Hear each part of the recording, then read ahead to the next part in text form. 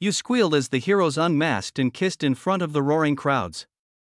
Wait, you recognize their faces. That's your best friend and your girlfriend/boyfriend. Mr. Reddit.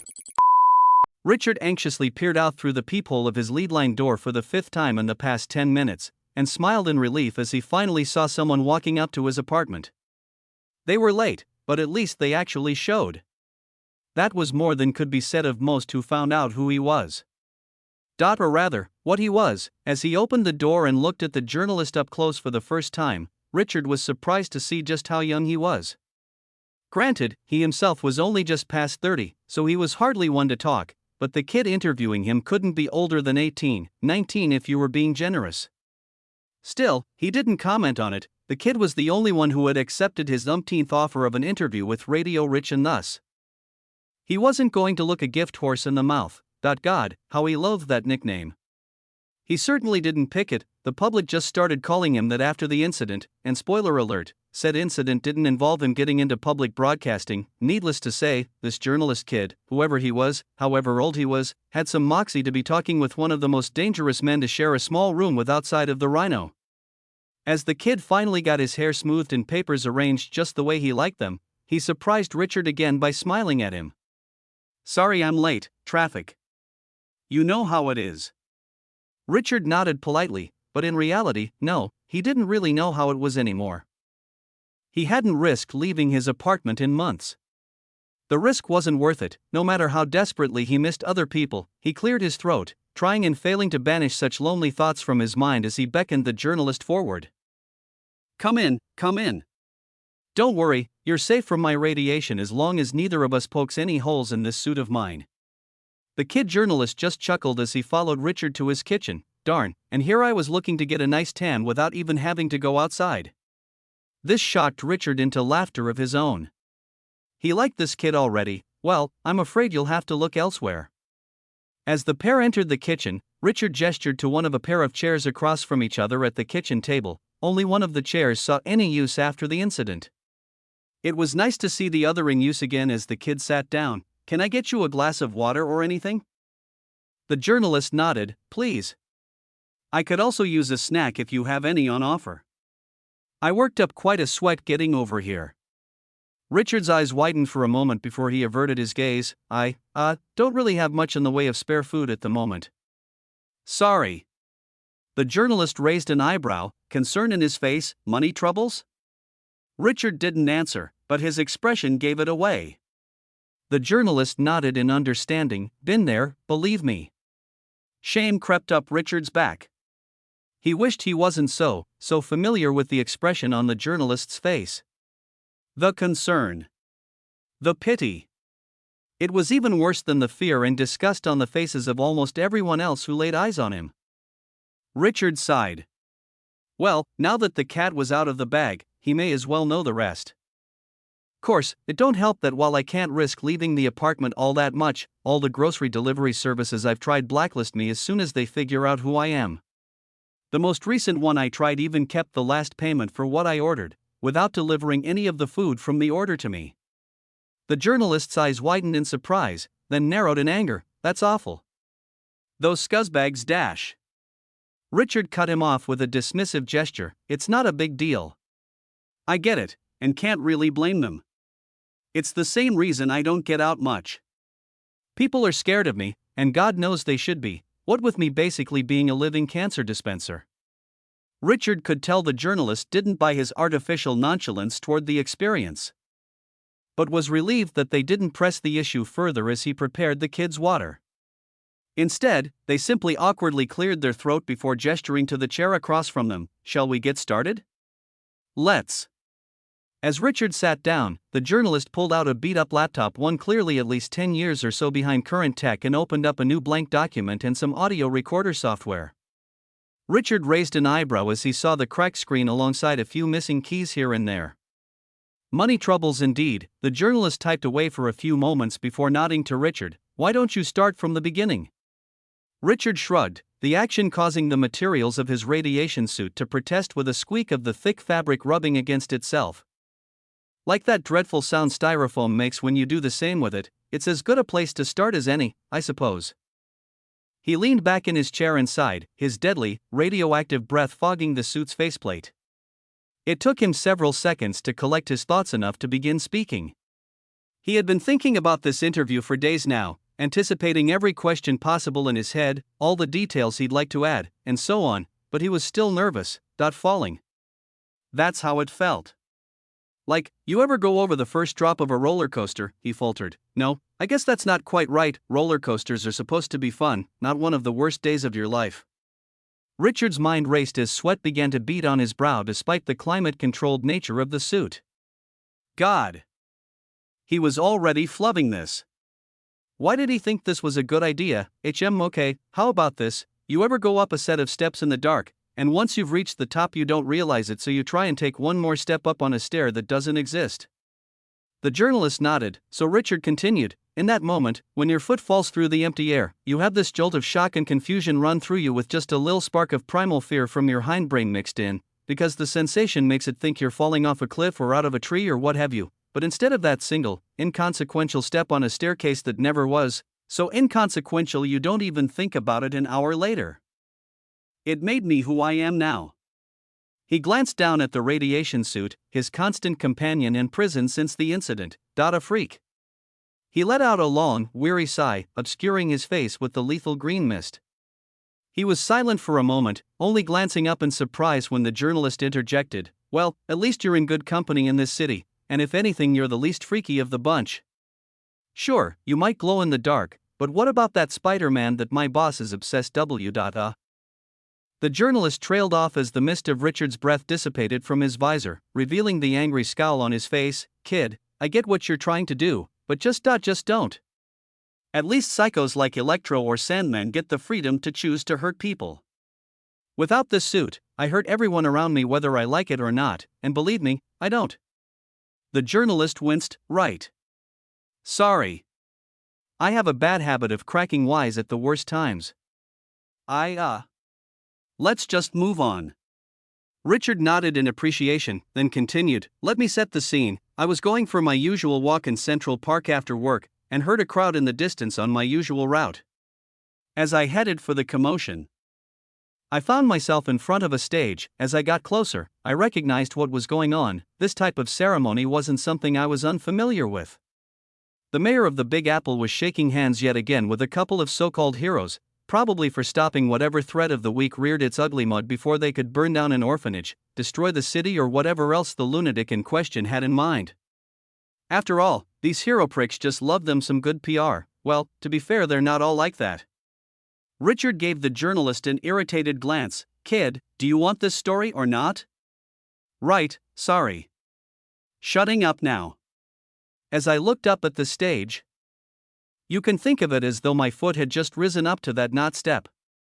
It hadn't started to fall yet, but be patient, that would come soon, no matter how much I wish it never had. The heroes were jawing to the mayor about how it was their honor to serve both the masses and give justice to a world that sorely needed it, yada yada. Richard made a crude, masturbatory gesture. Typical PR stuff. Anyway, all I could think as I watched was that their voices sounded a bit familiar, but I couldn't place my finger on where I'd heard them before. Then they started talking about the guy they busted, and if this took place indoors my eyebrows would have hit the ceiling, because the name that came out of their mouths was the guy who wrote my boss's checks. Wilson Fisk. The journalist raised an eyebrow. You worked under the kingpin? The biggest crime lord in all of New York? Richard shrugged. I sure as hell didn't know that about him. I was just a security guard at one of his art galleries, the classical Japanese paintings he collected and whatnot. To me, it was just a normal job, and Fisk was just some wealthy businessman philanthropist with a bit of a weeb streak. The journalist snorted. Ha! Weeb streak. I'll have to remember that one, the journalist faltered under Richard's irritated glare. Sorry. Shutting up again, where was I? Right, the stage. So as I'm reeling from that particular revelation, all of a sudden the two heroes unmask. To my surprise, shock, and even a little bit of awe, I found myself looking up at two faces I recognized all too well. My best friend Tyler, a man I'd known since we were in diapers together. Standing beside him was Rose, my soon-to-be fiancée, or so I hoped. I had been keeping the ring in my jacket pocket for a day or two at that point. anxiously awaiting my chance to propose to her on the anniversary of when we first met. Richard's expression darkened, then the foot finally fell through the empty air, because all of a sudden Rose was kissing Tyler, and everyone in the crowd but me went wild. Richard was silent for several moments, trying and failing to ignore the pity on the face of the kid in front of him. At first I thought I was dreaming. My girlfriend being some superhero and cheating on me with my best friend? No. This had to be a dream. I pinched myself. It hurt. I did it again. It hurt. I did it a few more times, in denial, my vision blurring from the tears that sure as hell weren't coming from the physical pain I was inflicting upon myself. The next half hour or so was a blur. I don't remember walking away from the stage, nor do I remember walking to the nearest shoreline, but I ended up there regardless. With shaking fingers, I pulled out the box the ring was in and opened it up. I had sunk over half of my meager life savings into that damn ring, with its tiny diamond and shitty low-carat gold plating. But in that moment, I didn't care. I stared at it for a few minutes, still crying, before I chucked it into the ocean as hard as I could. I put all my sadness and impotent rage into that throw, and when it sank beneath the water I just sat down on the pavement and silently cried for a while. I barely felt the black bag slipping over my head from behind around 10 minutes later, and didn't even care all that much when I got loaded into the back of a van. When the bag came off, I was tied to a chair in a darkroom that smelled faintly of chemicals. Sitting about 15 feet across from me were the two traitorous lovebirds, also tied to chairs. The big, scar-covered goon who pulled the hood off didn't say a word. Just turned around and left me with them. Richard looked up at the journalist with an exhausted expression, as if reliving the scene was draining the life from him, and when she saw me, Rose didn't recognize me, because in reality, she wasn't really my girlfriend. The journalist cocked his head to the side in confusion. What? This went unanswered for several seconds before Richard let out a long sigh. You know how that mutant egghead guy in that fancy wheelchair who runs that weird school can mess with your head? Talk to you without speaking, look through your memories like a scrapbook, that kind of thing? Telepathy. Yeah, I'm familiar. Well, after a lot of prodding and pleading on my part, Tyler explained a few things. My girlfriend was looking to take down Wilson Fisk, but didn't have any routes to do so. So she hired Tyler, aka some guy with telemetry powers or whatever it was you said, telepathy. Right, telepathy. She hired Tyler, who could do that, and had him take my brain and just play. He tailed me to my place after work, broke in after I fell asleep, took hold of my mind and sculpted it like a damn sandcastle. Suddenly, this guy I didn't know from Adam had been my best friend since childhood, and Rose had been the love of my life for years. Suddenly, I had all these happy memories of me and Rose together. Romantic dates. Walks by the beach. Making a snowman in Central Park on Christmas morning like we were kids again. Laying on the couch together in silence, just enjoying each other's company. Winning her a giant bear at a carnival no matter how much she begged me to stop because the carnies rigged the game to shit and it took me $80 worth of tries, but damn it I won her that giant teddy bear because she deserved it. Because I loved her, and. Richard stopped, wishing he could wipe the tears away from his eyes without risking giving this kid radiation poisoning by opening his suit to do so, wincing as it slid down his face and off the tip of his nose, and none of it was real. All these feelings, these memories, all of it was stuffed inside me against my will.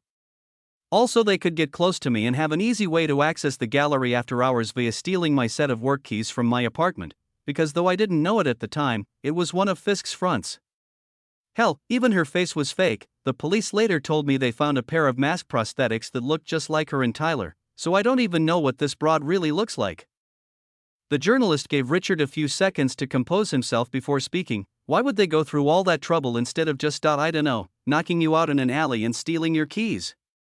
Richard's voice was bitter as black coffee as he answered, because it would be more tragic and engaging for Rose's audience, whatever the hell that was supposed to mean. What? Richard met the journalist's incredulous expression with a shrug. Yeah, I don't get it either. Beyond the telepathy explanation, most of what they said didn't make sense. All I was really able to glean was that she didn't actually care about justice or serving the masses, she just wanted Fisk's money and the attention that her outing him plus the stunt on the stage would nab her. Hell, she didn't even love the telepathy guy. The kiss was for the sake of drama, and she paid him for that too. The journalist's eyes narrowed, His expression pensive. Was Rose her real name? No. The telepathy dude chose Rose as the name I knew her by, but she confirmed that it isn't her real name.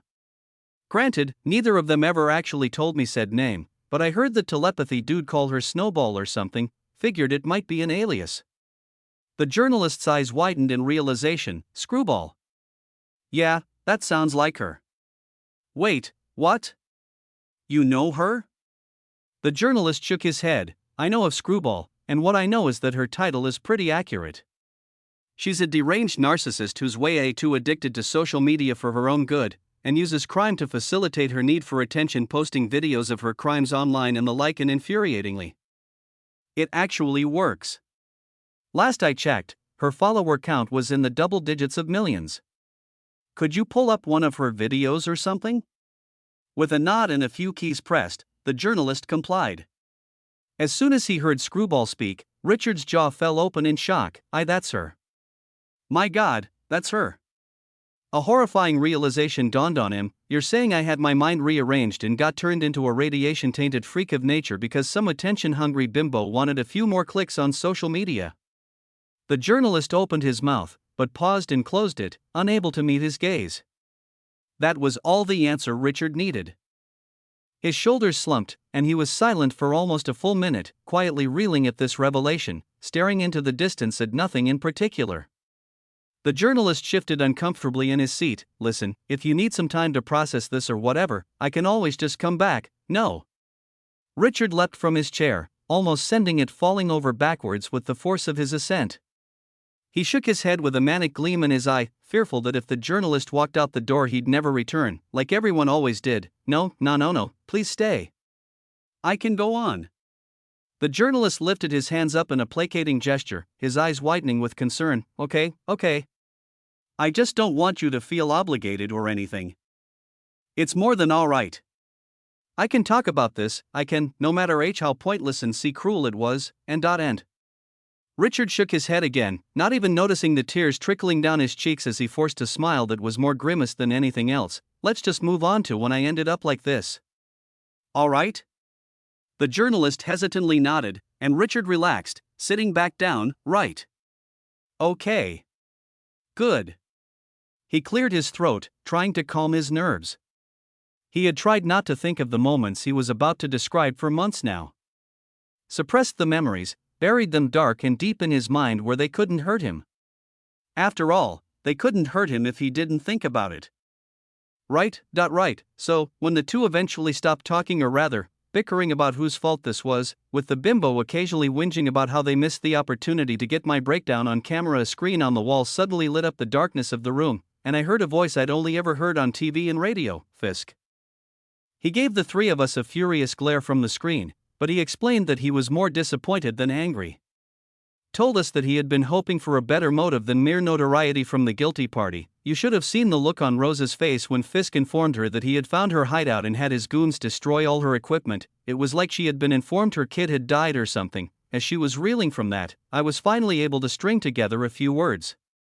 I asked him if I was free to go, since they had just confessed to everything, including my innocence in the deal. He just shook his head. Told me that he doesn't tolerate failure, and that I would be made an example of. Just like the other two. The journalist sighed. Yeah, that sounds like Willie. Richard shrugged. Certainly not the one I knew of. But just like the other two, regardless of who I thought he was, he showed his true colors. Suddenly, this panel slid open in the floor underneath us, and I looked down to see we were on a suspended platform above a pool of steaming gunk. Then Jesus, Mary and Joseph, the fumes. Richard's nostrils flared as he sneered in disgust at the memory. My nose began to burn, and the three of us immediately started coughing. It felt like I had a gallon or so of sweat in each eye, and my sinuses were on fire. I barely heard Fisk explaining that this stuff was a mix of toxic and radioactive waste. Shit he apparently discreetly dumped for the Roxxon Corporation as some sort of deal they'd had or something so Roxxon could keep its clean and green reputation going. The journalist paused in his typing. Do you want me to include that in the interview, or exclude it? It might land you in hot water with Roxxon. Richard just gave a mirthless chuckle. Kid, I've already taken a dip in Roxxon's hot waters. I could care less what their lawyers think of me. Fair enough. Anyway, the platform we're on starts lowering. Fisk has the biggest, suggests Smile on as he jaws about how we'll get dumped with the rest of it in the woods somewhere in the sticks, never to be found. Then, Rose, Richard faltered before continuing, avoiding the journalist's gaze, rather, that snowball chick, Screwball. One of Richard's eyes twitched, whatever she called herself. She starts freaking out, begging for her life, bargaining. She said she'd use her follower base to promote Fisk's enterprises. Just think of the exposure, the journalist snorted at this last line, but motioned for Richard to continue. Me, I'm just sitting there, silent. I'm not a very proud man. But I wasn't going to give Fisk and our dot and the chick across from me the satisfaction of watching me beg. Richard let out a long, weary sigh, and was silent for a solid 20 seconds or so. Just when the journalist was going to ask him another question, he broke the silence. In those moments, what I thought were the last before I'd be choking to death on shit no human should touch, much less be submerged in, I closed my eyes and retreated into those memories of me and Rose. I knew and still know that they were tainted. Fake. Put there without my consent. Yet, they were still the happiest memories I had in this brain of mine. Richard felt shame creeping up his back as he admitted this moment of weakness to the kid. And by extension the world at large. For a moment he was tempted to ask the journalist not to include it, but he pushed the thought away. This was his story, and he was going to share it with a world that shunned him, warts and all. And then, as I was hiding behind this illusion of happiness, I was jolted out of it by this loud crashing noise, and looked around. One of the guards had been chucked into the screen of Fisk's smug face, which had since turned pissed again, his angry fat face made all the uglier by the broken glass distorting his features. I look up and see this guy in a red and blue onesie decking the rest of Fisk's goons left and right. Richard nodded to the journalist. It was that dude you mentioned before, the spider guy. Spider-Man, yeah, that guy. He was busting heads, webbing guys to the floor, the wall, the ceiling. I'd never seen someone move so fast before. Fisk shouted something. I couldn't quite catch it over all the chaos and gunfire, but I could hazard a guess as to what the gist of it was when the platform we were on lurched and started speeding up on its descent. We were several feet above the sludge before the action started, but within a second or two we were mere inches above it. I could practically taste the stuff at that point, and couldn't keep my eyes open any longer from the fumes. Just before I closed my eyes, I saw the guy in the costume leap toward us. I felt the slightest twinge of hope in that moment. Maybe I'll get out of this in one piece, I thought to myself. But just before my eyes closed, I saw the angle that he had jumped at, and my heart may as well have plummeted into my stomach. Because he was aiming for the headfuckery guy and the psycho who wanted to use my mental breakdown as clickbait. Richard's voice began to quiver a little. I guess it's like the trolley problem, you know? Without any context on these people tied to the tracks, the lives they've led, the choices they've made, and so on. Do you want to save one life or two?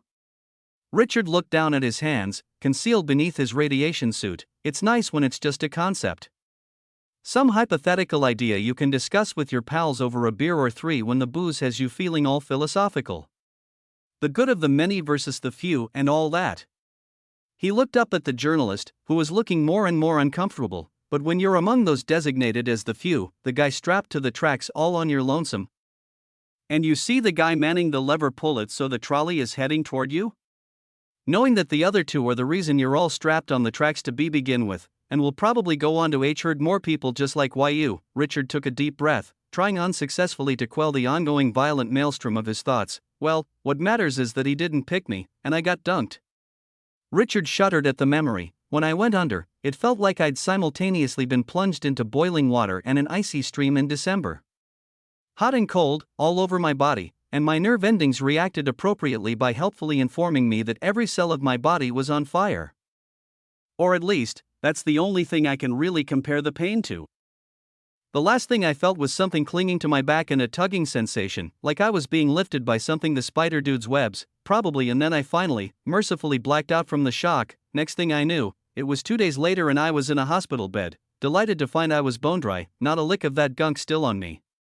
I was surrounded on all sides by thick curtains I later learned were lead, and they were walking out one of my previous nurses. Dude looked sunburned from head to toe. The rest of the docs were in these weird-looking suits, the kind I'm wearing now. Despite everything, Richard's face managed to summon an amused smirk at the memory. I was high as a kite on morphine at the time, and literally giggled, like hee as I asked the docs why they were all dressed up in their Sunday best like this if all the dangerous, toxic, radioactive stuff had been scrubbed off me by that point. His smile faded as quickly as it came. They waited for me to sober up to tell me about my genes getting screwed up by the radiation and chemicals induced the right way, like kids who get born with that mutant X gene or what have you. But instead of being able to fly or breathe underwater or something, I got, well, this. It wasn't a fun conversation. I can imagine. So, was the nurse okay? Yeah, he was fine. I asked the doc the same thing as soon as I realized it was me that hurt him. But it really was just the equivalent of a bad sunburn. Some aloe vera, and he was right as rain. Richard let out a weary sigh. But of course, that's when it started. I dunno if dunking me in that goop like a cookie into milk souped up my ears too. The docs and patients in that joint were just louder than they think they are, or they just didn't care if I heard. All I know is that I heard a lot more whispered conversations than I should have. I hear that radio-rich guy in the room over there killed a nurse. My brother thinks he's another super psycho in the making. Did you hear?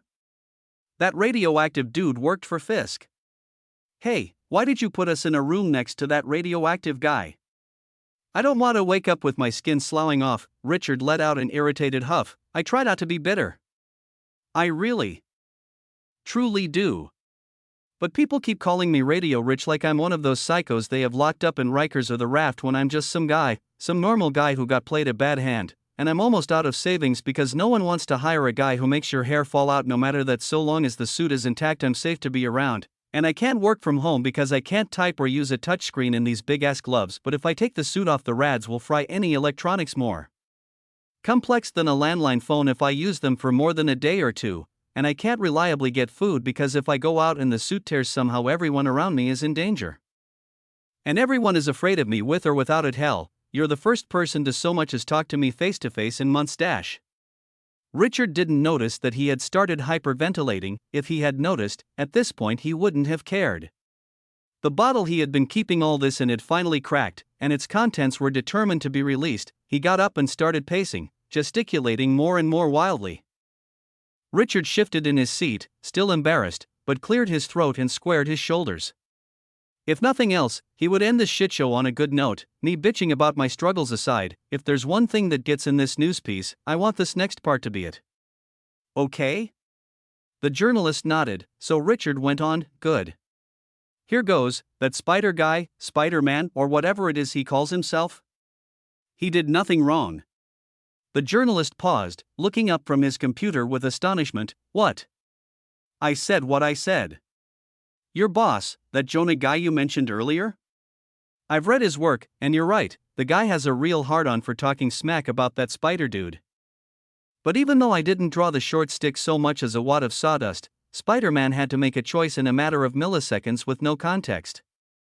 Even I can't fault him for knowing that 2 is greater than 1, you know?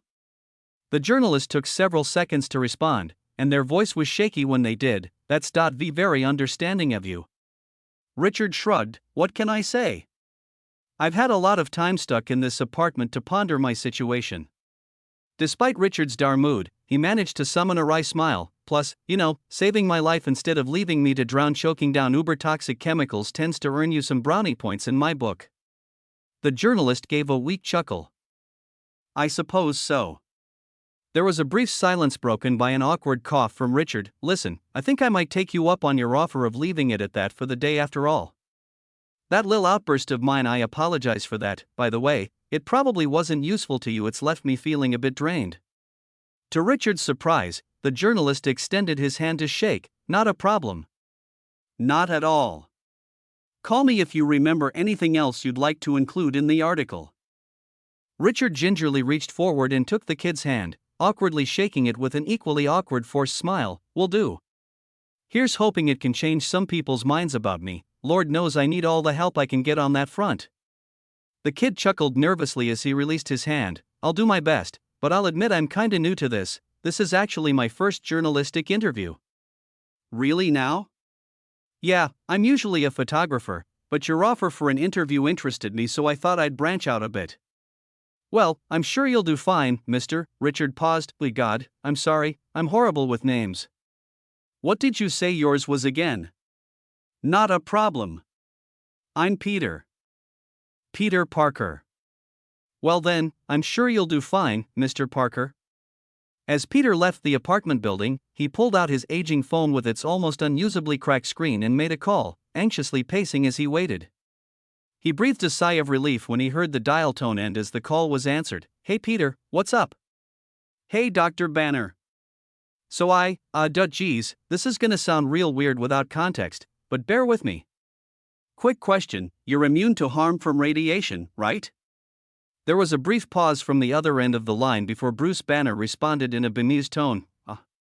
Yup, you're right, this does sound pretty weird, but yeah, I am. Why? Good. Listen, I really need a favor. What favor could possibly involve me being immune to radiation? Trust me, it's relevant. Question 2, do you have any job openings in your lab? Security guard, janitor, something like that? Peter, where the hell is this going? Peter pulled out his laptop and frantically began typing. I'm gonna send you the audio of an interview I just performed with someone, alright? Please just listen to it and then get back to me. Okay, fine.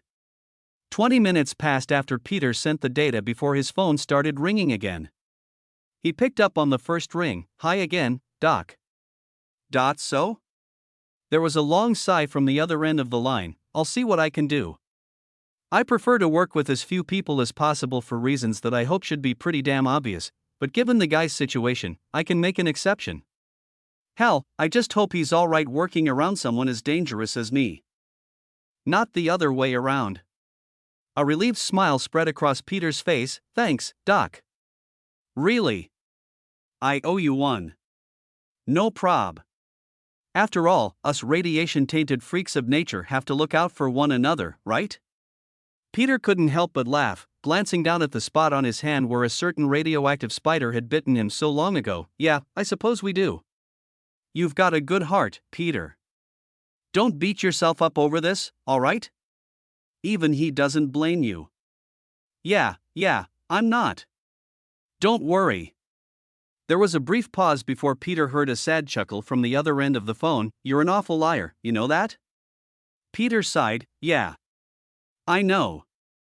You know, I think I'm going to call in my favor now, because it just may help you feel a bit better. Catch that screwball punk, alright? Charles or Logan can probably help you find the mutant she hired. It's not much, but it's a possible lead. Peter cautiously glanced around for any potential witnesses or security cameras before he walked into a nearby deserted alleyway and began to change. Way ahead of you.